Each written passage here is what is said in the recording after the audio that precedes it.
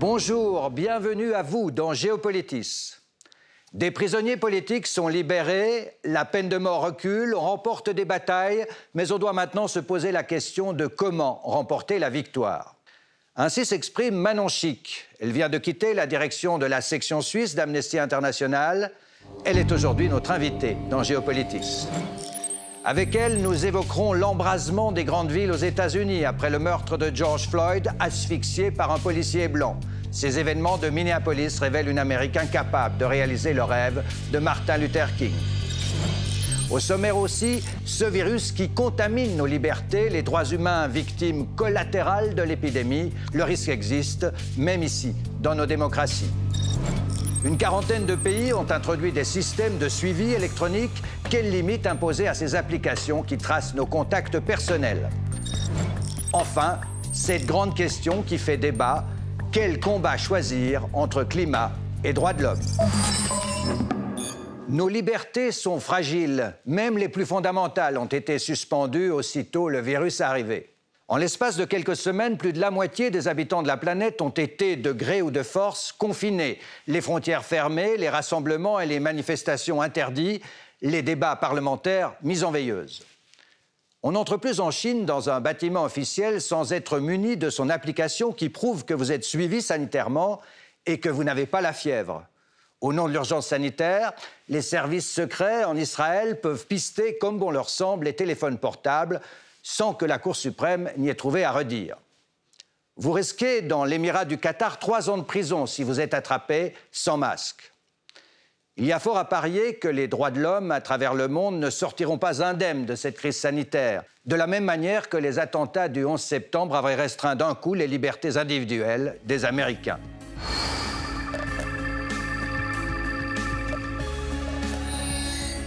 Un mois après les attentats du 11 septembre, le président Bush signait un décret donnant aux forces de sécurité au service de renseignement des pouvoirs d'exception.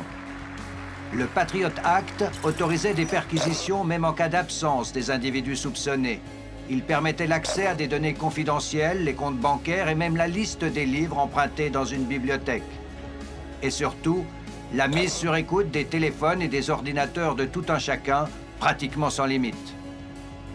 Certaines de ces mesures, les plus intrusives, ont été levées, mais le Patriot Act reste pour l'essentiel toujours en vigueur aux États-Unis.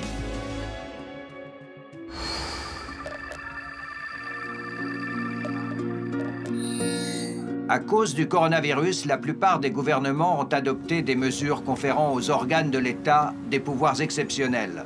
Confinement, fermeture des écoles, des restaurants, des lieux de rassemblement et des espaces publics. Certaines municipalités, en Italie, en Espagne, en France, ont même décrété des couvre-feux. Des drones de surveillance ont survolé les quartiers sensibles. Alerte coronavirus. Pour vous protéger et protéger les autres, restez chez vous. En Suisse, où le confinement s'est imposé de manière relativement souple, on a vu le Conseil fédéral adopter un ton martial qu'on ne lui connaissait guère. Nous ne faisons pas de politique d'annonce. Parce que ce qui compte, ce ne sont pas les 15 secondes ou les 20 secondes de l'annonce. Ce qui compte à partir de maintenant, ce sera l'adhésion de la population à ces mesures pendant plusieurs semaines.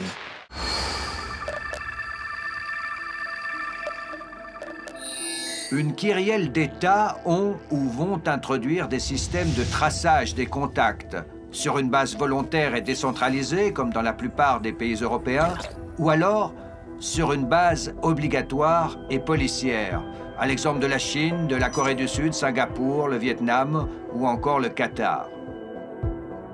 En Israël, c'est le Shin Bet, le service de renseignement antiterroriste, qui est chargé de pister les porteurs du virus. Aucun téléphone portable n'échappe au radar. Si vous avez eu un contact à risque, l'alerte tombe dans votre messagerie. Selon une enquête épidémiologique, vous étiez le 15 mars dernier à proximité d'un malade du corona. Placez-vous immédiatement en quarantaine. Saisie par les défenseurs des droits de l'homme, la Cour suprême israélienne a validé ce système de surveillance policier. Les États-Unis s'apprêtent à le reprendre, mais en s'appuyant sur Google, WhatsApp ou Facebook. Nous avons transmis de notre propre initiative notre localisation à toutes les applications qui nous les ont demandées. Facebook, Google ou WhatsApp savent exactement où nous nous trouvons actuellement et ils ont notre permission. Ils savent que je suis sur l'avenue Rothschild et probablement tous mes déplacements depuis 2 mois. Que va-t-il advenir une fois l'épidémie passée? Qui peut nous assurer que tous ces arsenaux policiers et tous ces systèmes de surveillance ne vont pas être utilisés à d'autres fins que de pister un méchant virus? Bonjour Manon Chic. Bonjour. Merci de nous rejoindre pour cet entretien qui sera aussi un peu le bilan de vos activités à la tête d'Amnesty Suisse. On enregistre cet entretien 10 jours après le meurtre de George Floyd aux États-Unis. Vous êtes étonné par ces événements? Oui, je suis étonnée, je dirais surtout par l'ampleur de la réaction et par ce sentiment de révolte. Pas tellement par ce qui s'est passé, parce qu'il faut le rappeler, aux États-Unis, c'est 1000 personnes qui sont tuées chaque année par la police et 2 fois plus de noirs que de blancs. Donc effectivement, quand on est noir aux États-Unis, on a de forts risques de mourir sous les balles ou sous la violence de la police, malheureusement. Est-ce qu'il faut conclure de ces événements que les violences policières aux États-Unis, les injustices basées sur la race, sur les communautés, cesseront jamais? Je crois qu'elles ne cesseront pas tant qu'il n'y aura pas une volonté politique d'y mettre fin et puis des mesures proactives et des changements de loi. Donc il faut effectivement une loi qui mette fin à la violence policière. Il faut vraiment prendre des mesures pour faire cesser ce type d'actes de la police contre la population. Mais il faut aussi bien sûr des mesures proactives pour lutter contre la discrimination parce qu'on voit que des années après l'assassinat de Martin Luther King, eh bien, les inégalités sont encore criantes et les discriminations extrêmement fortes. Donald Trump, le président, traite les manifestants de voyous. Il brandit à la fois la loi, l'ordre et la Bible. Est-ce qu'il est coupable ou responsable de cette situation? Alors, il est en tout cas coupable d'avoir ajouté de l'huile sur le feu, parce que, évidemment, ce n'est pas lui qui a actionné la police, et il y a de la violence policière depuis toujours aux États-Unis. La police est beaucoup trop armée, beaucoup trop lourdement armée. Il y a eu des incidents sous Obama aussi. Bien sûr, beaucoup. Bien sûr. Par contre, là où Trump a failli, c'est qu'il a en fait ajouté de l'huile sur le feu. Il a appelé l'armée à la rescousse. Il a provoqué, je dirais, l'incendie qui a suivi ce drame. Il aurait fallu tout simplement arrêter ces policiers, les traduire immédiatement en justice et montrer un signal pour dire que ce comportement est inacceptable. Et malheureusement, ce n'est pas du tout ce qui a été fait dans les heures qui ont suivi on peut dire, ce meurtre. Et puis, cette épidémie aux États-Unis, mais pas seulement, a réveillé des injustices. Oui, absolument. Cette épidémie de Covid-19, c'est vraiment aujourd'hui, je dirais, le signal, la démonstration de toutes ces inégalités. On voit que les communautés afro-américaines ou latinos sont beaucoup plus touchées que la population blanche par ce virus. Pourquoi? Tout simplement parce qu'ils ont tous les facteurs aggravants. Ils sont pauvres, ils sont obèses, ils ont des emplois précaires. Donc évidemment que s'ils sont malades, ils ne peuvent pas ne pas aller travailler. Ils n'ont pas d'assurance maladie, donc ils ne peuvent pas se faire dépister. S'ils sont malades, ils n'ont pas accès aux bons soins. Donc en fait, on voit que malheureusement, tous ces éléments contribuent à rendre la situation de la pandémie quasiment hors contrôle dans un pays comme les États-Unis, qui pourtant sont un pays riche et auraient les moyens de gérer mieux cette situation. Et puis ici, chez nous, dans nos démocraties, nos libertés ont été suspendues, au moins pour un temps. Comment a réagi la militante des droits de l'homme que vous êtes? Avec pas mal d'inquiétudes, pour rien vous cacher. Parce qu'en fait, ça me rappelle d'autres moments de crise. Ça me rappelle le 11 septembre 2001, où tout d'un coup, des États ont été capables, en très peu de temps, d'adopter des lois antiterroristes qui bafouaient complètement les droits fondamentaux. Souvenez-vous, on a accepté l'ouverture de prisons secrètes sur sol européen. On a accepté que des gens soient détenus dans une zone de non-droit qu'était Guantanamo, sans avoir accès à un avocat, sans avoir accès accès pendant des années de détention à la moindre audience, au moindre procès. Donc en fait, je crois qu'on voit dans des situations de crise que tout d'un coup, au nom de la sécurité, dans la situation du terrorisme, ou au nom de la santé dans la pandémie actuelle, on est capable d'adopter des lois et de bafouer vraiment des libertés fondamentales. Et si ça dure, eh bien là, il faut s'inquiéter. Et puis, on va sortir de cette pandémie avec des applications qui permettent de suivre nos contacts personnels. Est-ce que vous installeriez, vous, ce genre d'application sur votre téléphone? Alors, je l'installerai, mais avec beaucoup de garde-fous. C'est-à-dire que je crois qu'aujourd'hui, ce qui est extrêmement important, et c'est le rôle des gouvernements, c'est de montrer qu'ils développent cette application pour vraiment servir la santé de la population. Et donc, bien sûr, ça peut être un outil extrêmement puissant pour lutter contre la propagation de l'épidémie. Donc, il faut l'utiliser.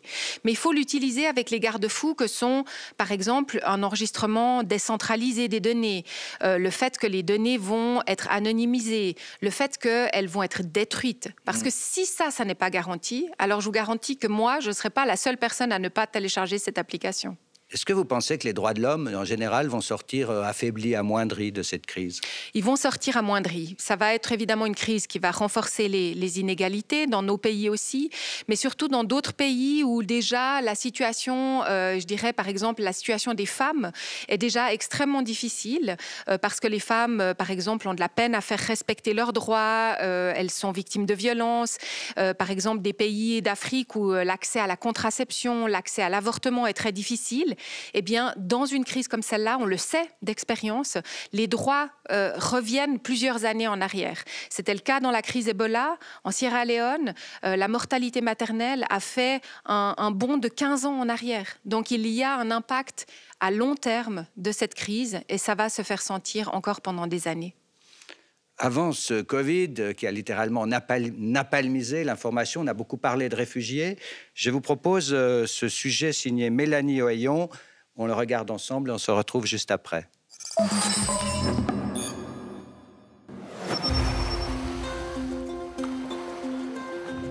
Elle pourrait être une magnifique destination de vacances. Batasan, un paradis dans l'archipel des Philippines. Et pourtant ici, 135 jours par an, la marée inonde la rue principale et les habitations. Un séisme en 2013 a provoqué un affaissement de l'île. Le réchauffement climatique pourrait à terme noyer entièrement Batasan. Mais pour l'instant, ces 800 habitants ont décidé de s'adapter plutôt que fuir.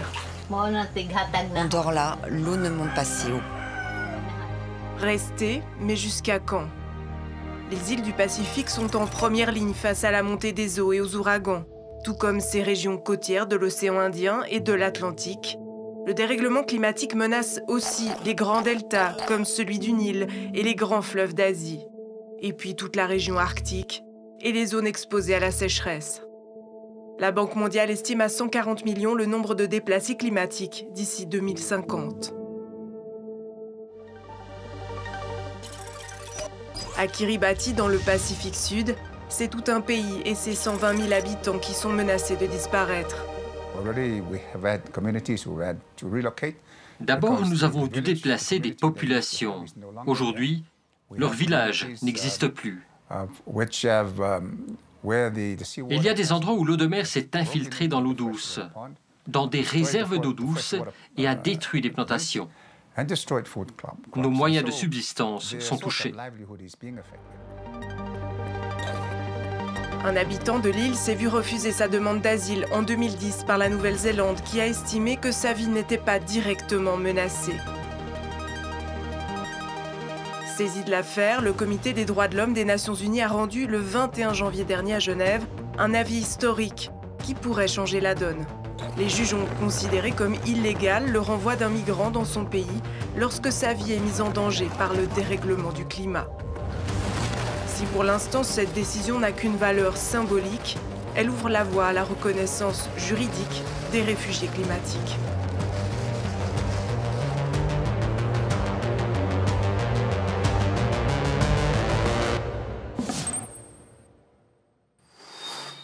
ça a été, c'est même encore un grand débat entre les militants du climat et les défenseurs des droits de l'homme. Qu'est-ce qu'il faut choisir? Défendre la planète ou défendre les droits humains? Alors évidemment, il faut défendre les deux. Et puis ce que je dis souvent, c'est qu'aujourd'hui, c'est devenu un combat commun parce qu'en fait, on va essayer d'abord de sauver l'humanité sur la planète et pas sauver la planète toute seule. Ça n'a pas d'intérêt, une planète sans droits humains. Donc fondamentalement, on doit aujourd'hui mener ce combat ensemble, les organisations qui luttent pour l'environnement et les organisations qui luttent pour les droits humains. Et donc ça veut dire, par exemple, que dans une communauté indigène, on ne va pas aller construire des éoliennes sans demander le consentement de ces communautés. Donc on ne va pas lutter contre le réchauffement climatique en méprisant les droits fondamentaux des populations concernées. Vous m'avez dit, en préparant cette émission, la situation générale des droits de l'homme est pire qu'il y a 10 ans. C'est une forme de constat d'échec, non? Ça pourrait être un constat d'échec personnel si j'étais assez présomptueuse pour croire que ma Mais en direction, général, pour les ONG, les droits de l'homme. Je crois que pour les ONG, il y a eu quand même une phase où les choses semblaient, je dirais, plus simples, quand les droits humains étaient considérés comme quelque chose de respectable par les gouvernements. C'est plus le cas aujourd'hui. C'est plus le cas aujourd'hui. Je crois que ça, c'est le constat d'échec qu'on fait, c'est qu'avec des gouvernements populistes, eh bien, ils n'hésitent pas, en fait, à faire leur voix sur le dos des plus faibles, le dos des marginaux, le dos des plus vulnérables. Et donc ça, c'est effectivement pour nous un constat d'échec. Il y a eu tout de même quelques batailles gagnées dans votre parcours depuis l'époque où vous colliez des étiquettes sur les ananas importés d'Afrique du Sud. Oui, il y a déjà eu l'apartheid qui a été gagné, mais ça, c'était bien avant que je devienne directrice d'Amnesty. Un des combats qu'on a gagné, ou qu'on a quasiment gagné, je dirais, c'est la lutte contre la peine de mort. Ouais. C'est vrai qu'il y a 30 ans, la peine de mort était quasiment partout, très peu de pays l'avaient abolie, beaucoup de gens étaient condamnés, et là, on voit que l'année dernière, il n'y a jamais eu aussi peu d'exécutions. Donc il reste bien sûr les moutons noirs que sont l'Arabie Saoudite ou l'Iran. On en parlera tout à l'heure dans l'émission d'ailleurs. Mais c'est vrai que c'est quelque chose qui aujourd'hui on peut dire est quasiment gagné. Il y a une tendance mondiale vers l'abolition de la peine de mort. Donc oui, il y a des raisons de se réjouir. Et puis grande déception évidemment, vous diriez quoi? Alors, ma grande déception personnelle, c'est Aung San Suu Kyi. En Birmanie. En Birmanie, bien sûr. Elle n'est pas la seule responsable de ce qui se passe avec les Rohingyas, la minorité musulmane en Birmanie. Mais vraiment, c'est une énorme déception de me dire que quelqu'un qui s'est battu toute sa vie pour faire respecter les droits humains, tout d'un coup, quand elle arrive au pouvoir, est plus capable de simplement appliquer les principes qu'elle défendait. Vous seriez favorable à ce qu'on lui retire le prix Nobel de la paix? Je crois qu'à ce moment, on pourrait le retirer à beaucoup de gens. Et je crois que le prix Nobel de la paix, c'est surtout une sorte d'incitation et de visibilité à un moment donné. Mais c'est vrai que, par exemple, nous lui avions donné le prix ambassadrice de la conscience, le plus haut prix d'Amnesty International. Nous le lui avons retiré. Il y a en ce moment en Suisse le débat sur une initiative populaire intitulée « Pour des multinationales responsables ». Vous y êtes personnellement engagé, Amnesty aussi. C'est une initiative qui cherche à pouvoir faire condamner en Suisse des multinationales qui auraient commis des violations des droits humains à l'étranger ou des atteintes à la nature. Pourquoi est-ce aussi important? C'est extrêmement important parce qu'en fait, aujourd'hui, on peut dire que globalement, la Suisse, en tant qu'État, commet relativement peu de violations des droits humains à l'étranger. Par contre, les entreprises suisses ou qui sont basées en Suisse, là, en l'occurrence, elles sont impliquées. Et chaque année, il y a des cas. Il y a des cas de travail des enfants dans des plantations de cacao. Il y a des cas de femmes exploitées dans l'extraction de l'huile de palme. Il y a des fleuves empoisonnés. Des fleuves empoisonnés, les communautés qui meurent. Donc, en fait, il y a vraiment des situations qui sont dramatiques, notamment dans l'extraction des matières premières. Et donc aujourd'hui, c'est pas acceptable qu'en fait ces entreprises n'aient de compte à rendre à personne et ne puissent pas être traduites en justice. Et c'est ça que veut notre initiative. Vous êtes libre aujourd'hui, bientôt libre. Est-ce que vous accepteriez l'offre d'une grande société internationale qui voudrait parfaire son image droits de l'homme compatible? Non. Non. Non. Un engagement politique alors pour votre avenir? Pourquoi pas, puisque je suis bientôt libre d'avoir un engagement politique. Ça n'était pas possible avec Amnesty, c'est incompatible. Et donc voilà, je verrai ce que la vie me réserve. Alors quoi qu'il en soit, je vous souhaite bon vent pour la suite. Merci beaucoup. Merci d'être venu sur le plateau de Géopolitis. Merci. Merci. Plus de 1000 condamnés, peut-être même des milliers, ont été exécutés en Chine l'année dernière. Plusieurs centaines d'autres en Arabie Saoudite ou en Iran. Ces chiffres sont terrifiants. C'est dire que pour Amnesty International et d'autres organisations humanitaires, le combat pour l'abolition continue, même si le nombre des exécutions recule depuis quelques années. On fait le point avec Tamara Munkanovic.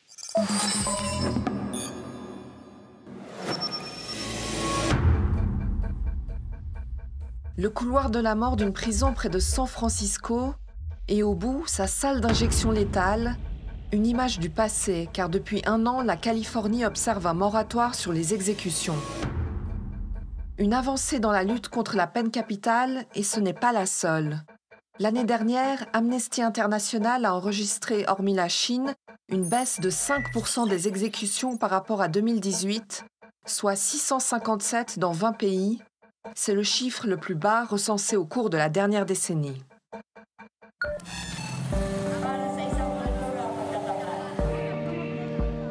À travers le monde, la tendance est à l'abolition.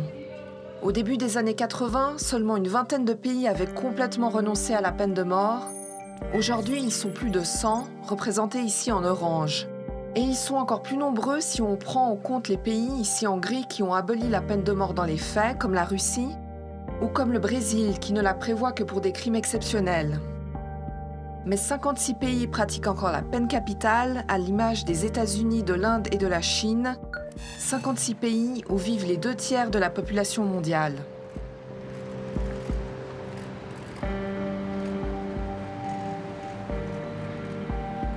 On estime que la Chine a probablement fait exécuter des milliers de condamnés en 2019, mais impossible d'avoir des chiffres précis car ces données sont classées secret d'État. Derrière la Chine, à ce triste palmarès, l'Iran, avec au moins 251 exécutions. Au 3e rang, l'Arabie Saoudite, avec un record de 184 condamnés exécutés, puis l'Irak, où le nombre d'exécutions a doublé en 1 an, et derrière l'Égypte. Et puis, il y a les pays qui ont recommencé à exécuter des condamnés, comme ici au Bangladesh.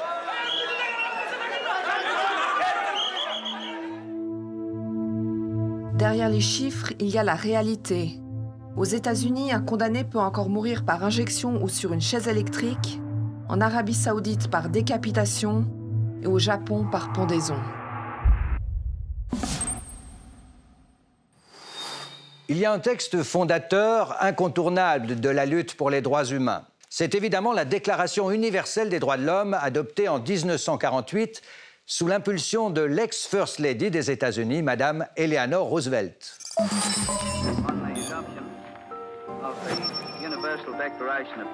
Ce jour-là, le 10 décembre 1948, Paris, Palais de Chaillot, l'Assemblée générale des Nations unies adopte la Déclaration universelle des droits de l'homme. Adoptée sans vote contraire, mais avec 8 abstentions, notamment celle de l'Arabie Saoudite, l'Afrique du Sud et l'Union soviétique. This Universal Declaration of Human Rights may well become the international Magna Carta of all men everywhere. Eleanor Roosevelt, veuve du président américain Roosevelt, est l'une des artisans de ce texte fondateur du droit international actuel et ce premier article si familier. Tous les êtres humains naissent libres et égaux en dignité et en droit.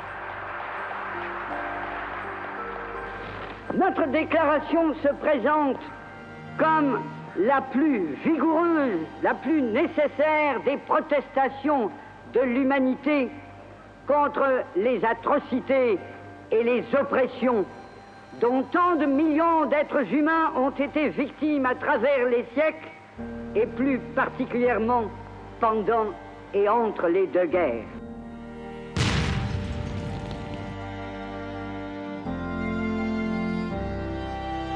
Trois ans à peine après la fin de la Seconde Guerre mondiale, la communauté internationale reste profondément marquée par les horreurs de la Shoah.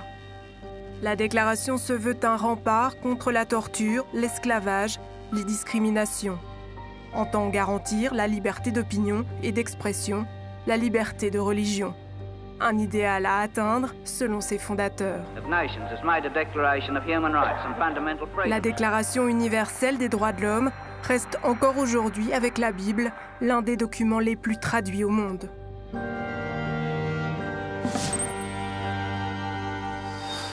Et voici pour terminer quelques liens utiles pour prolonger cette émission. D'abord, les pages web d'Amnesty avec un dossier actualisé sur le thème justement droits humains et coronavirus.